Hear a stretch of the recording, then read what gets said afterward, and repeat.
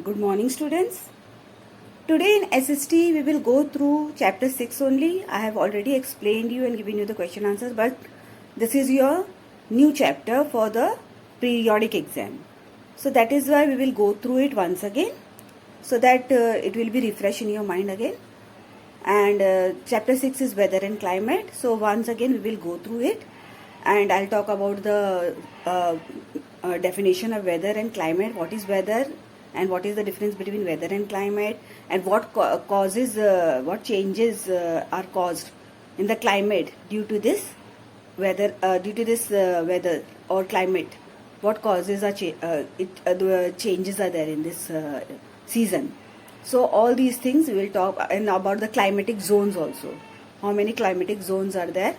So we will talk about it in this chapter. And student, I hope that you had done well in your S.St. exam and all other exams also, and you have completed your work also, the S.St. work of chapter 6. Now from chapter 6 we will go through the periodic exam syllabus. So complete it chapter wise only, so that you will not be needed that you send the chapters to me and all that. You should complete it whenever it is given you. The homework and the class work, it is given to you. So at that time only you complete your work, okay, and show it to me in the group. So hope you today you have you will go to the school and bring the you submit your test copies, so that it is in the record that you have given the exam, okay. So today we will go through chapter 6. What is weather? Weather is the day-to-day changes in the atmospheric pressure and atmospheric condition, and climate is the further long duration of time change. So we will go through it. So let's get started. So students, we will roughly go to the seasons are the result of the change in weather conditions, and weather is what? It is a day-to-day change in atmospheric condition, and it tends to change very frequently. Means frequently, one day it is one type of atmospheric condition, then the other time it is another. Climate on the other hand is a long-term evaluation of the atmospheric condition prevailing in a particular region.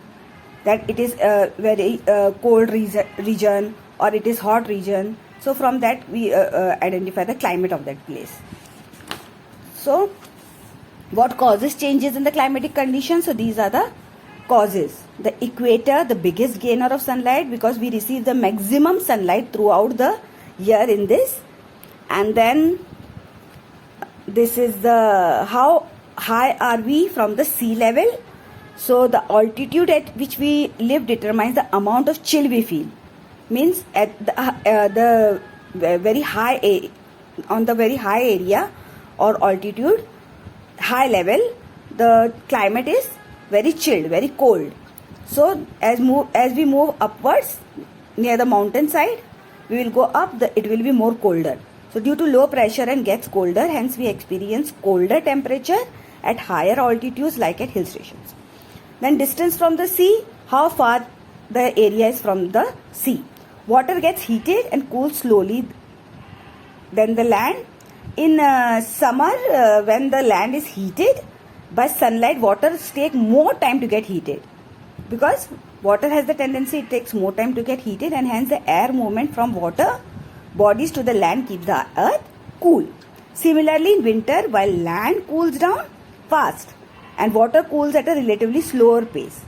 See, when we boil the water, so it cools it at a slower pace, and the air movement from land to sea moderates the temperature. Hence areas near the sea are warmer in winter and colder in summer. Then we come to the ocean currents. If the wind is coming from the colder area, chill area, then the climate will be cold, and if it is coming from the desert area, warm area, it will be, ocean currents will be warm. Then moisture in the air and precipitation means how amount of water in the air. The amount of water vapor present in the air is called humidity. It regulates the precipitation or rainfall in an area, how much rainfall it is there in that area. Thus it brings a change in the overall climatic condition. See, when rain is falling, then what happens? The climate changes. So equatorial region experience the highest rainfall as the air is very humid in these regions. The cooler regions at higher altitudes experience precipitations in the form of snowfall. When it is in the cooler region where there is no rainfall, so there is snowfall. Then we come to the major climatic zones. So it is tropical wet, it is seasonless climate. This region remains very hot and humid, and it is the temperature,